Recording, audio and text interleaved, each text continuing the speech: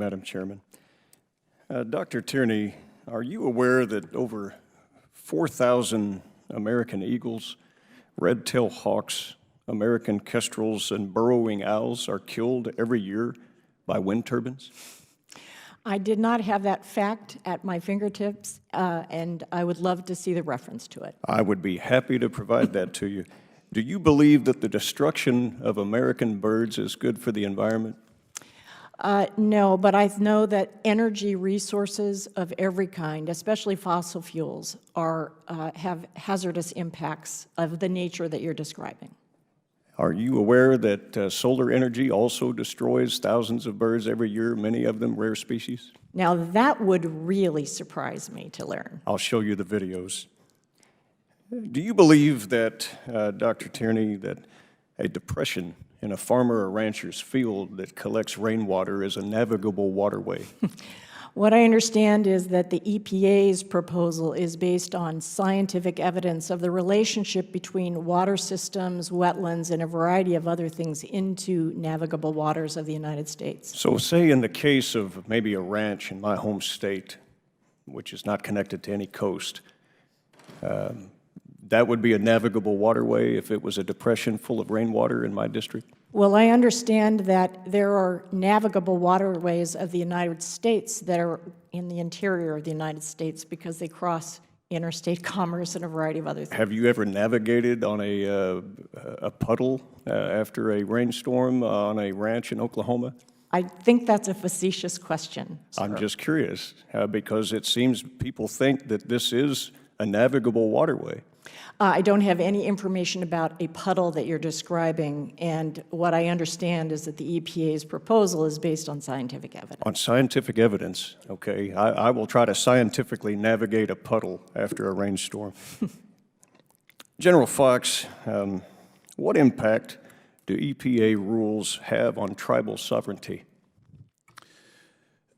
Chairman Lummis, Congressman Russell, they have an impact in actually impeding and invading on tribal sovereignty.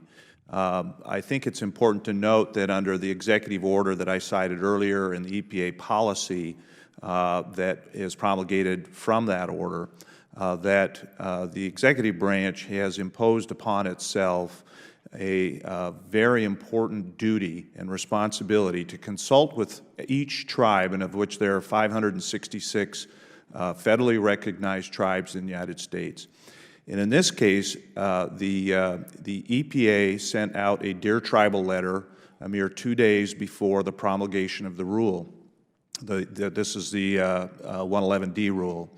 And that Dear Tribal letter, Dear Tribal Leader letter, referred only to the possibility of a tribe having on its reservation a coal-fired generation plant that might allow the tribe then to have primacy of its own air regulatory program. It didn't give anyone a heads up, and certainly not a timely heads up, and certainly not the 4 tribes who have coal minerals on their reservation, any indication of the impact that that rule might have on the sovereignty of that tribe. We have 7 federally recognized tribes in Montana. I think it's very important as a state and a nation that we respect the treaties and the agreements that we have with those tribes. And unfortunately, in this case, the EPA has violated the sovereignty of the Crow Nation pertaining to its Apsaloka mine. Well, thank you for that, General Fox. And in my limited time left, I'll direct this to Dr. Harrison. You spoke of a $140 billion a year reduction in the GDP annually for a 65 parts per billion rate. Were you aware that the entire education budget that was being proposed this year was $140 billion with the Student Success Act? And also, were you aware that 4 times of the entire estimated gains of the Trans-Pacific Partnership would be that number, and that 1/3 of the defense budget equals the number that you say? And what impact would that have on our economy? I was not aware of those combinations, but I guess it's another way of trying to put into perspective these estimates. I appreciate the panel and the testimony here today. I think it's important for the nation to see the impacts on people in Montana, Arkansas, Oklahoma, I know, who has also joined in some of these lawsuits. We certainly have tribes as well, and I thank you, Madam Chairman, for this time.